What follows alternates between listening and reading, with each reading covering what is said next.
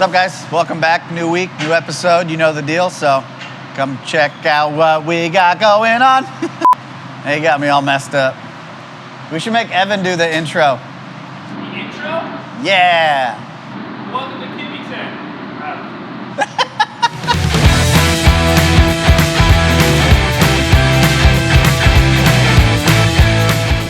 Howdy.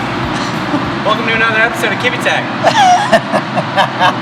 What are you working on? We're putting together a Fuel Cell Cradle for a single spare tire fuel cell mount carrier thingy. And then it gets tied in with these guys.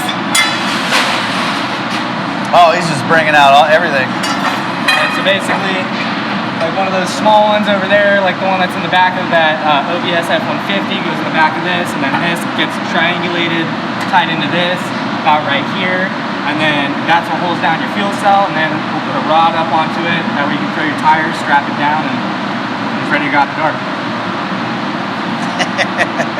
Did I nail that or what? Well, there you go. Pretty much, yeah. We're putting together another fuel cell cradle for our wedge fuel cell that takes a single spare. Same setup as the white truck. Yeah, that's pretty much it. It's got it all on our fixtures. We got the fixtures set up on the table up here, which comes in handy. You don't have to work down that low. It's kind of nice. But he prepped all this stuff, got it all welded underneath where we need to weld, and then we get it all tacked 100%, and then Evan's gonna come over here and spend a day or so final welding the thing. And this one's going out to Rust Lab, Kyle over there in Texas, for another project he's got going on over there. So just build to order, like a adult erection set. We'll show you this on the other truck so you can see how similar it is and how it goes from the table to a truck. But since we're over here, we'll go to the tube chassis truck. You can see all the big fixtures are all out of the way. I got some still on the floor in the pivots to hold the chassis in place. I got these ones still on here to hold the back half in place to keep it from moving. But I got all the back tubes. They're pretty much all welded. I need to get underneath in the back to finish welding all the undersides where all the fixtures were in the way and I couldn't get to them. But and I just tacked in this big A up to the center is just tacked in for now, because we might end up putting tube clamps on that or something, make it removable, depending on how big and the size of the radiator we put in it.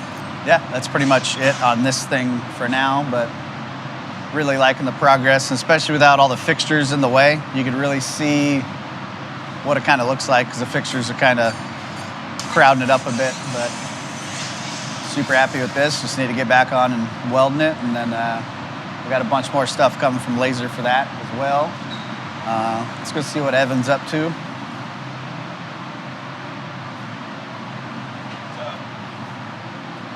What's up? What are you working on? Well, the Uniball Cubs on some 2500 HD arms. That's like the same front end as we did on the 2018 Duramax. It's pretty much the same arm as like the Bugatti Max has. This one's a little different setup with the clevis style shock mount. So the axle actually goes through the shock clevis.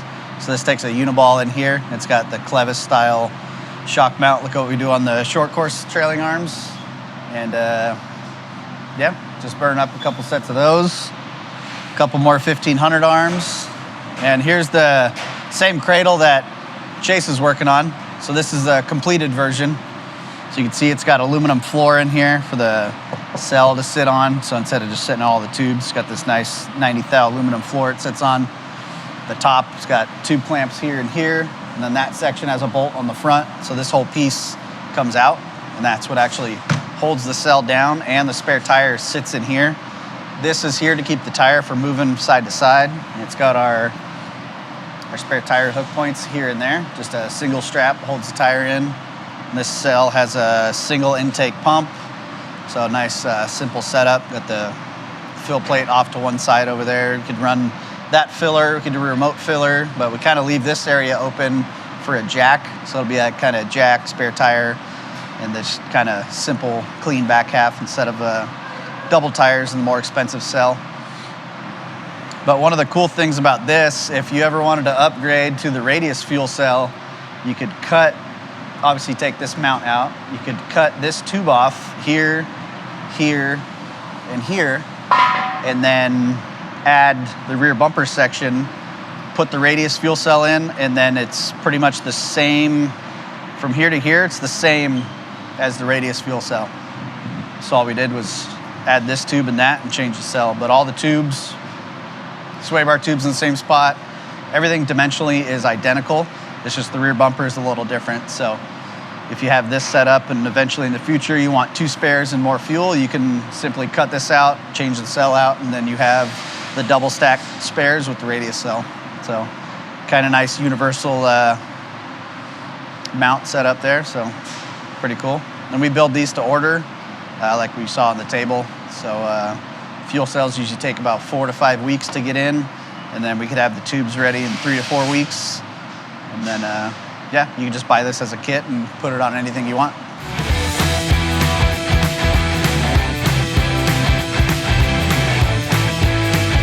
All right, while we're over here, something you see on almost all of our builds involving a factory chassis is these frame rails. So these actually, you cut the frame off right at the back of the cab, and then basically our frame rails just slide on, locates the 4-link geometry and all that, and then shortens the wheelbase up, and then gives you substantial amount of up travel from a pretty decent ride height. Bumps out about 3-4 inches off the ground on 40s. You could relocate the bump brackets and actually get a little more if you want. But I got it set out over here on the ground. I'll show you. So this is another set that we're putting together for Kyle at Rust Lab. This is going with that fuel cell cradle over there we just showed you. But basically you cut the frame off like I said, and this slides over the frame, and then that front pivot you'll drill through the frame, put a boss in the frame for the bolt to go through, and that front pivot bolt for the lower link ends up being about a 7.5 inch shank lower 3/4 bolt. So super strong pivot right there for your lower link, and then it locates all the upper link geometry. Everything's already set perfect for these trucks. So nice way to just buy this and start the back half of your truck without having to do any guesswork on your link geometry and placement and stuff like that. So yeah, we sell this as a kit with or without the fuel cell and cradle and all that stuff. So yeah, it's a really nice way to start the back of your truck.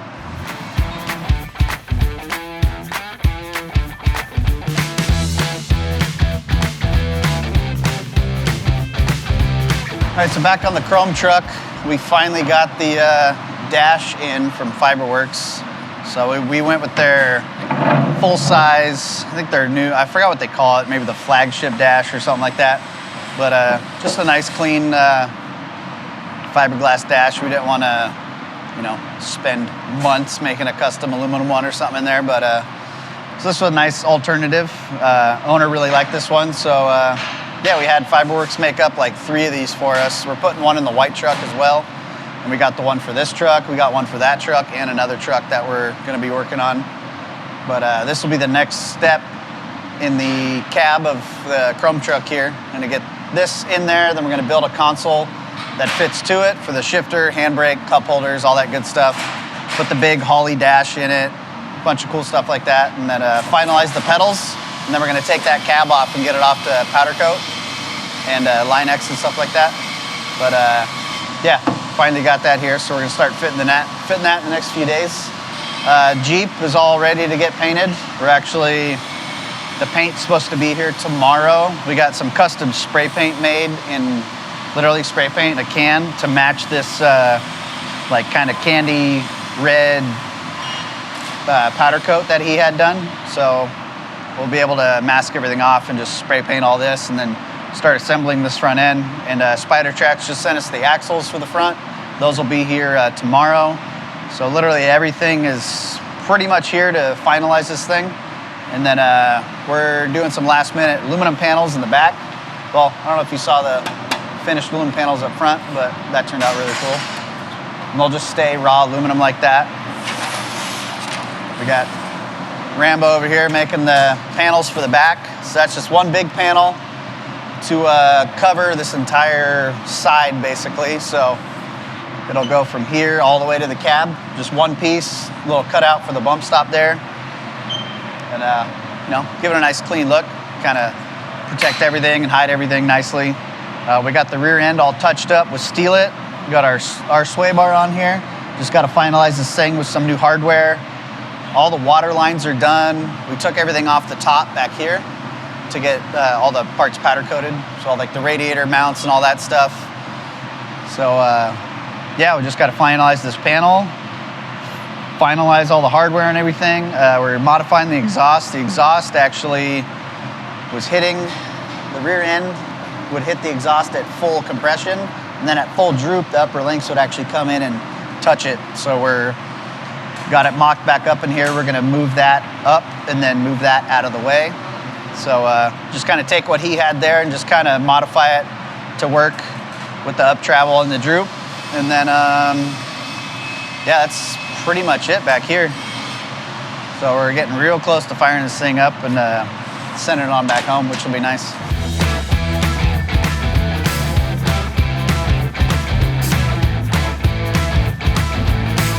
All right, over here in the CNC shop, we got a bunch of material here.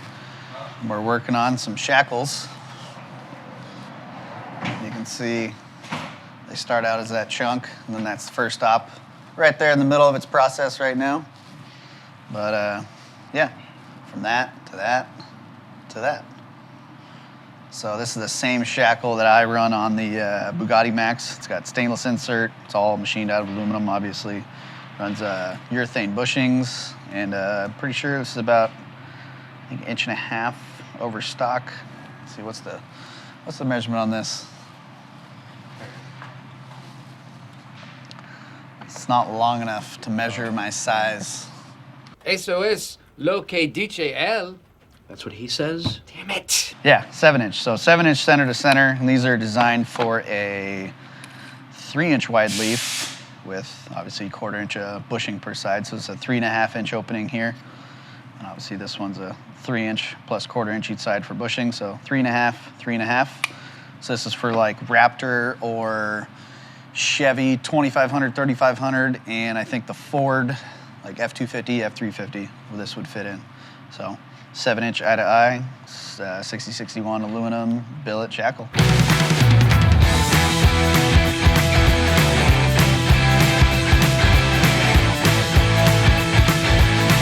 What's up, Toast? Hey, Toast.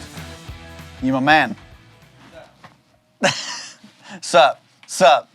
What's that from? Night at the Roxbury? Sup? Limit straps. Finally have a wall of limit straps. I think I've dreamt about that for like 20 years, but there you go. Got a wall of limit straps. Had PRP make all these for me. You got my logo in there, all nice and kind of like metallic gold.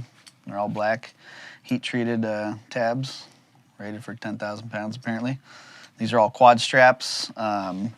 We sell these on our website. I got sizes from 10 to 25. The 13s are not here yet. I got, I don't know, 50 or so of those on the way, but those should be here in the next couple days. But yeah, if you know what limit straps are, almost every pre-runner, well, every pre-runner should have one. Side-by-sides, everything needs them. So yeah, we got them in stock, ready to go at Kibbetech.com. And then another cool thing, you've probably seen me wearing it, is our sweatshirts. We just got another run of these in. So nice, comfy sweatshirt. They fit really nice. They don't really shrink. Obviously, don't dry them on high heat forever. Then yes, they will shrink. But yeah, nice shirts, sweatshirts. Got all our shirts in stock. Got some more camo hats on the way since we're only down to about 2 of those. But yeah, Kibbetech.com. You can find everything in this room and more will be on there. Should we bug Toast? Sup, Toast? What's that? That was the weakest. There What we up? go. What are you working on? We're working on bump stop mounts. So this is just the last pieces of the tube chassis truck. So finishing up the front end on it, sending that off to laser. But we have to finalize not only the tube structure, but the cross member, all the shock mounts, bump stop mounts, and then we can send it all together, then get the fixtures on its way to get this guy put on there. But that's pretty much the last bit of the tube chassis truck. So once that's in there, then I think we'll have a pretty nice looking truck. Also got some seat mounts going, so we got some tubes laid out for where the seats are gonna go, which we measured on the truck. Did like kind of like a test fit with some 2x4s. Yeah, like some 2x4s. It was Yeah. like all of them in the shop. We kind of sat in there on some 2x4s and got a good placement and feel, and then pulled some measurements from that. We got some tubes placed in the cab here, so we could just laser cut all the seat mounts instead of mocking up all that with wood and then trying to build around all that. So yeah, so we got the tube's gonna be laser cut. The crossbar that the actual brackets for the seat mounts are gonna go. So that guy's gonna be coming in, and then we're just gonna put together some brackets for that guy, and then have those come along. some with the other adjustable stuff. brackets. Yeah. So they'll be like a fixed seat mount, but they'll be on slotted holes, and they'll be like a multi-pattern setup, so you'll be able to unbolt the seat and kind of move it forward and back and get it right where, you know, where any driver would be comfortable in there.